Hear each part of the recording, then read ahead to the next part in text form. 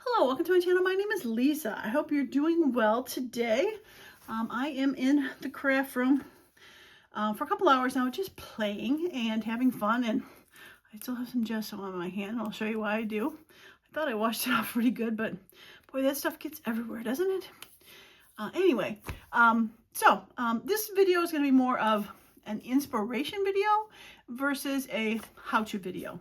I might do a little bit of how-to at the end depending on how I feel, but this is more of, since a lot of these processes take a long time, kind of hard to show without just, doing it for a day and editing it to death, and I just didn't want to do it. So I did the stuff ahead of time, played with it for a couple hours, and I'm going to show you what I got. So my inspiration is, I've got a couple books that have blank pages in it, and I thought it would be kind of nice to kind of start making a library of mixed media kind of decorated pages. So I've got a music book here, and I'll show you what's in here.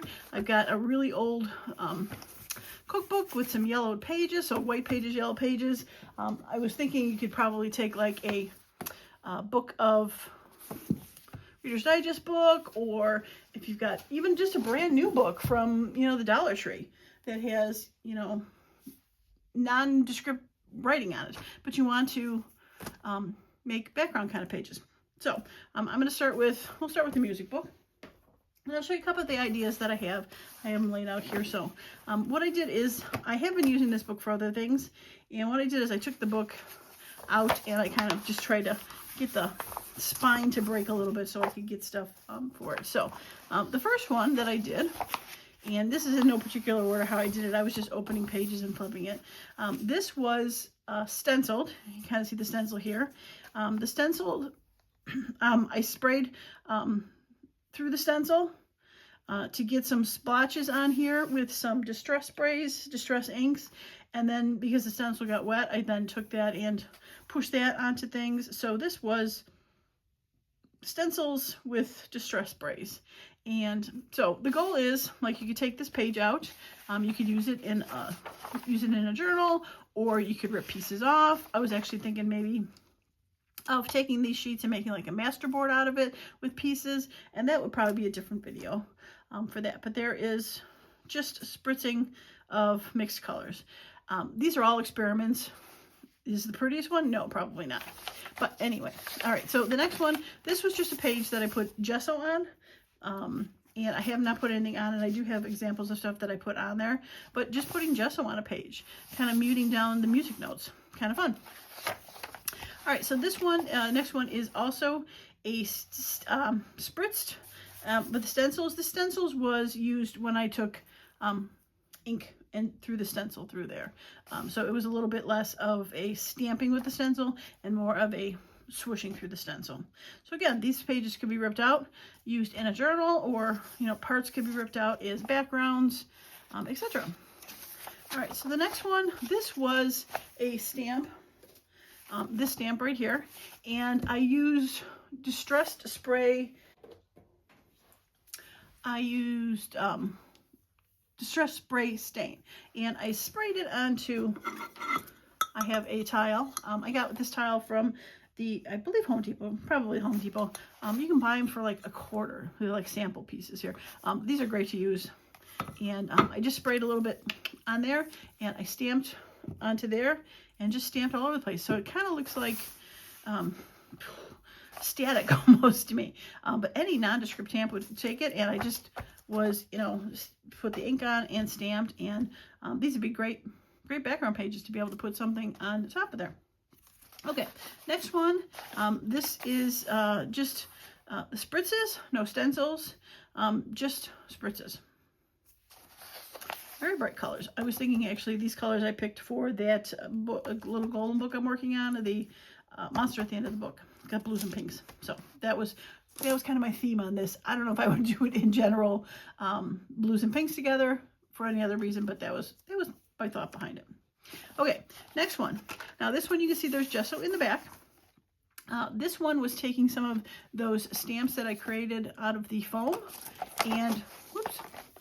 I used the, again, the spritz sprays and spritzed onto here to get some color for these and stamp them. I believe I also did where I take Take an ink pad and then just, squish it onto the tile, and then add a little bit of water on there to make it, not rain better, but spread better. Let's make it rain. And there is some spritz sprays on here, as well as just the different stamping. I've got some purples, and I think these are both purples, but they were different. One was the stamp one, and one was a spray one, and then a little bit of the spritz for these. I believe they were all the same color of the seedless preserves, but in different contexts. They're seedless preserves, the distress spritz, seedless preserves, the ink oxide, and I think there was one other. Oh, actually, that might have been it. And then a different green. I think that was peel paint green. So different shades of the same name or different medias of the same color can lead to different colors, I found. Okay, moving on to the next one. I really like this one. I think this one is very fun and would be great as its own little page. Now, if you do want to make these as pages into a journal, starting out with a little bit bigger page like this is good. If you're going to do a smaller book like the Reader's Digest book, it might not work as well, and then if the pages get folded, they might be a little too brittle to make as a page. This was a fairly new-ish book, not too old, so the pages could easily, these could easily fold into a journal and not be brittle and tear. You can torn some out of here. All right, so this next one is the watercolor paints. Those are the watercolor, and I've lost a color. I'll have to track that sucker down. I wonder where I used that color. I wonder where it went to. I'm sure it's laying around here somewhere. Use this where I take the, I've done this before, I take the marker or the crayon, pencil, watercolor pencil, draw it on here, add a little bit of water, and then you can also take your brush that's wet and kind of go off of it, and it makes some great color. It doesn't take a lot of this to make beautiful color. And then take the brush, and I used just a wide brush on there, and just do sweeping colors. I let the one color dry and then come back different directions, so you can kind of go over them and it wouldn't muddle as much, and do other directions. So kind of like a plaid watercolor, but this would be a great background. You can picture this is a background for something to add to it. All right, so the other thing that I did in here, this was also using the watercolor stamps, or the foam stamps, and once again with the sprays probably, or the inks. And then this was definitely a distress spray. You can kind of see, hopefully you can see, it's got a bit of a shine to it. Those distress sprays, I don't think it was antique linen. It was fossilized amber. This was fossilized amber. Has a bit of a, you can tell it has really good gold color to it. So I thought gold and red, this would be great for either fall, not that it's fall right now, or Christmas. But again, this book, as I'll go when I want to play, I'll just be able to build pages that I can use in the future. And obviously there's just a ton of pages in there. What I did, and the reason they're kind of separated, is I would take the book, whatever page I wanted to do, and I have ugly sheets of scrapbook paper that I will never use for anything. And I'm using those to put in here behind the one page that I'm doing. And so it kind of, I do have a paper down here, but this leads to the backing, so I can kind of go off of it if I want to. And who knows, maybe these might turn into something fun that I can cut up eventually. I've got a few of these like laying around. But then I also have these release sheets from sticker papers that I was using. So if I had something that was a little bit more wet, say, I probably won't be able to find it since I took my bookmarks out. Say this was a little bit wet, and I wanted to go to another page. I could put these release sheets in there, and I would put the two release sheets in there so that they were facing the paint, and I was able to close the book and start another page. But that's why I was starting to say that's why they're separated, because I wanted to leave a little bit of buffer room I'm not going to put anything on the back of these pages. So I was just kind of going between, and as I go, I'll fill out. I didn't use a lot in the front for that, but that is why I decided to do that. Now, let's get these leash sheets out of the way. Now, another thing that I did, and I have this is a regular piece of white copy paper, like when I was doing the watercolors. They dried pretty fast because this paper's pretty thin, but if I saw a bit of a glow on there, I could take this and put it down and just gently press it, just to get a little bit of the water buildup off of there. It didn't really change the outcome too much, but that helped, and you can put that between sheets and rub that down. I did do on one of them, and I don't remember, where I had the spritzing and splotching, and I did take them and I put them together and rub them.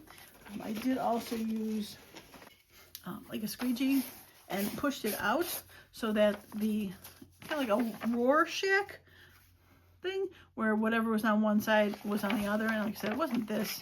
It might have been something more like this, or like maybe this was wet. This is not one I did, but put it together and squish it and transfer between the two. That also helped to dry a little bit because it thinned out the color. So that is that book. But yeah, so I have lots of places to add inspiration to do it. What's nice about, even though this book is big and it might not end up all being painted, etc., I'll still have pages that are not painted to be able to use and pull stuff out. So let me show you the cookbook. Okay, so the cookbook, again, this was same concept. These were just yellowed pages, so I thought the outcome might be a little bit different. These pages are a little bit more brittle. They're a little brutal too, because they are from 1940 something. The book came out, so there's some quite interesting things. I'm not sure I'll be able to find it that had in here, but if I do, I'll show it to you. All right, so the first one I have is stamped with inks. This was peel paint. I have peel paint in a stain and a distress spray, so I did both of them, so you can see that there's different shades of colors in there. And it was just one of these, again, one of these stamps. It was this, yeah, this one, where I just took the on the tile and it just randomly did it. I could definitely go back and add more color if I wanted to, but yeah, I like it. It could be very easy for spring. All right, so this is the next one, and this is gesso. Again, like I did the white pages, but gesso on the yellow, and then again with the stamped images with the inks, and I thought that was good. And the reason I decided I wanted to do the gesso on there is because I didn't think the stamp color might look as bright on the yellow pages. So I thought that came out kind of fun. All right, and the next one is, so a lot of these techniques are the same as the music book, but different because of how the page looks. This was, again, the spritzing of the stencils, spraying between them, and then taking the stencil and squishing it on. You kind of see it squished, and then also with the dry brush technique to do stencils. So lots of layers, lots of colors on there. And this one I should have not done. I didn't realize I did that back to back. Wasn't paying attention. This was truly just stenciled in. And I gotta go clean this one.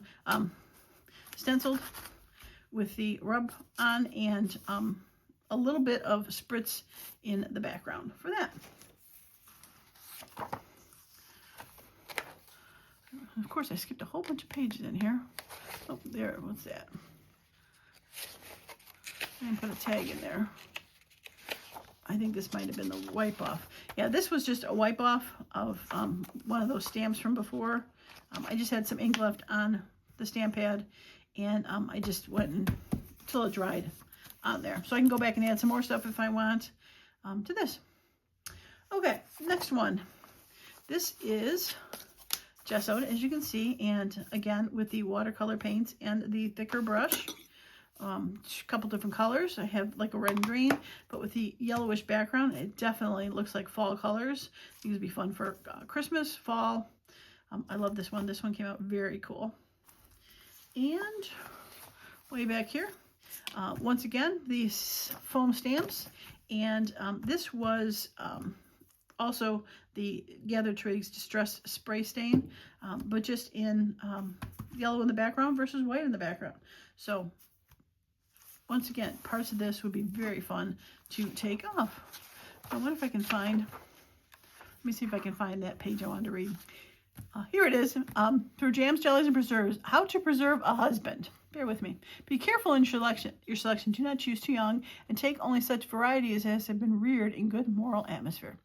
When once decided upon and selected, let that part remain forever settled and give your entire thought to preparation for domestic use. Some insist on keeping them in a pickle, while others are constantly getting them into hot water. This only makes them sour, hard, and sometimes bitter. Even poor varieties may be made sweet, tender, and good by garnishing them with patience, well sweetened with smiles, and flavored with kisses to taste. Then wrap them well in a mantle of charity, keep warm with the steady fire of domestic devotion, and serve with peaches and cream. It's a little risque at the end there, but I thought that was funny. I'm sure somebody thought that was quite whimsical to put How to Preserve a Husband in this cookbook.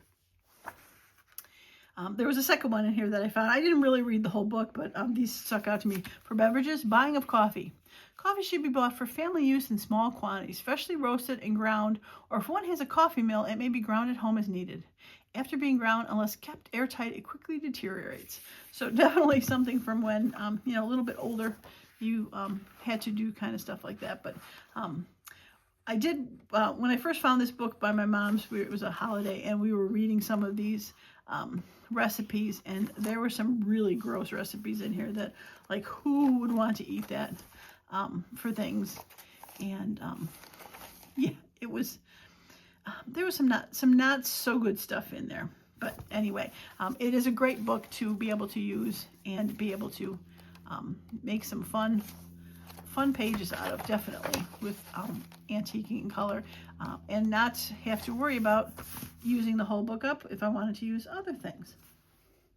Okay, so that is going to be it for this video. Again, just an inspiration video. Hopefully you got some ideas of maybe making your own kind of book that involves mixed media, where you can use them as background pages. Like I said, I will probably be making a master board using these pages to see how that works out.